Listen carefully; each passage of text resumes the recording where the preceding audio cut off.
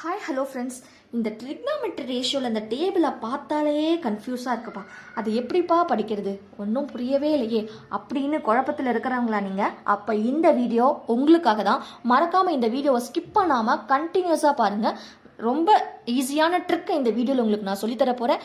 So வாங்க வீடியோக்குள்ளே போகலாம். ரைட். ஸோ இப்போ பார்த்தீங்க அப்படின்னா நமக்கு தெரியும் 0 degree, 30 degree, 45 degree, 60 degree, 90 degree இருக்குன்னு. ஸோ இதில் sine theta, cos theta, tan theta வந்து ஞாபகம் வச்சுக்க முடியல அப்படின்னா நமக்கு தெரியல. இப்போது 0லேருந்து 1 வரைக்கும் இருக்கக்கூடிய நம்பரை நான் என்ன பண்ண போகிறேன், 4ஆல் டிவைட் பண்ண போகிறேன். 0 அதாவது காலாக சொல்லுங்கள். 0 அடுத்து 1/4, 1/4க்கு அப்புறம் 1/2, 1/2க்கு அப்புறம் 3/4, அடுத்து 1. அதாவது நான் காலை இன்க்ரீஸ் பண்ணிக்கிட்டே போயிருக்கேன். 0, கால், அரை, முக்கால், 1. ரைட்டா? ஸோ இப்போது இப்படி எழுதுனதுக்கப்புறம் ஜஸ்ட் நீங்கள் நெக்ஸ்ட் ஸ்டெப்பில் என்ன எழுதணும்னா டேக்கிங் ஸ்கொயர் ரூட். எல்லாத்துக்கும் நம்ம என்ன பண்ண போகிறோம்னா ஸ்கொயர் ரூட் எடுக்க போகிறோம். கரெக்டாக ஸ்கொயர் ரூட் எடுக்க போகிறோம். ஸோ 0க்கு ஸ்கொயர் ரூட் எடுத்தால் 0, 1/4க்கு ஸ்கொயர் ரூட் எடுத்தால் 1/2, 1/2க்கு ஸ்கொயர் ரூட் எடுத்தால் 1/√2, அண்ட் தென் 3/4க்கு ஸ்கொயர் ரூட் எடுத்தால் √3/2, 1க்கு ஸ்கொயர் ரூட் எடுத்தால் 1. அவ்வளோதான். ஸோ இதுதான் நமக்கு சைன் தீட்டாவோட வேல்யூ. சூப்பர் இல்லை? இது அப்படியே வந்து நம்ம என்ன பண்ணிக்கலாம், இங்கே காப்பி பண்ணிக்கலாமா? சைன் தீட்டா இங்கே எழுதியிருக்கோம்ல இந்த டேபிளில் நம்ம காப்பி பண்ணிப்போம். ரைட்டா? ஸோ காப்பி பண்ணுற பாருங்க. So 0, 1/2, 1/√2, √3/2, and then 1. ஸோ இப்போ காஸ் டீட்டாக்கு என்னன்னே தெரியல மேம், காஸ் டீட்டாவை வந்து எப்படி மேம் ஞாபகம் வச்சுக்கிறது அப்படின்னா ரொம்ப ஈஸி.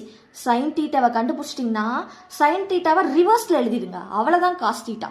சரியா? ஸோ ரிவர்ஸில் எழுதணும்னா ஸோ இங்கே பாருங்கள். ஸோ சைனு, ஸோ இங்கே வந்து என்ன இருக்குது, 1 இருக்கா?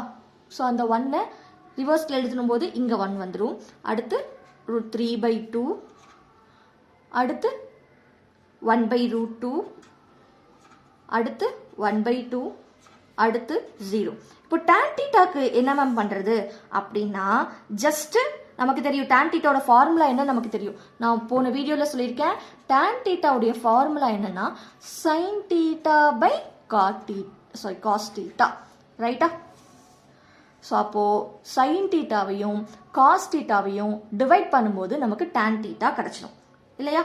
ஸோ 0/1, அதாவது 0/anything உங்களுக்கு 0வா வந்துடும். 1/2 by √3/2 போட்டு பார்க்கலாமா? ஸோ சைன் தீட்டாக்கு 30 டிகிரியில் 30 degree of sine theta 1/2, 30 degree of cos theta √3/2.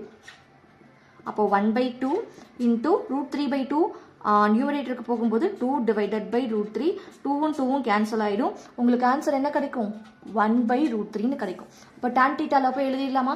tan 30 டிகிரிக்கு நம்ம என்ன கண்டுபிடிச்சிருக்கோம், 1 டிவைடட் பை √3. இங்கே பாருங்கள் 1/√2, 1/√2வும் என்ன ஆகிடும், கேன்சல் ஆகிட்டு ஆன்சர் 1 கிடச்சிடுமா? அதே மாதிரி tan 60க்கு நீங்களாக ட்ரை பண்ணி பாருங்கள்.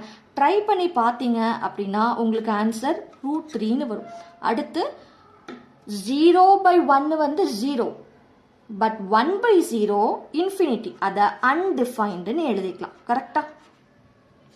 ஓகே. இப்போ நீங்கள் இந்த மாதிரி போட்டு எழுதுறதுக்கு உங்களுக்கு டைம் வந்து கன்சியூம் ஆகுதுன்னு நினச்சிங்கன்னா கூட, ஸோ 0ல் ஸ்டார்ட் ஆகும் டேனுக்கு 0, 1/√3 ஆச்சா?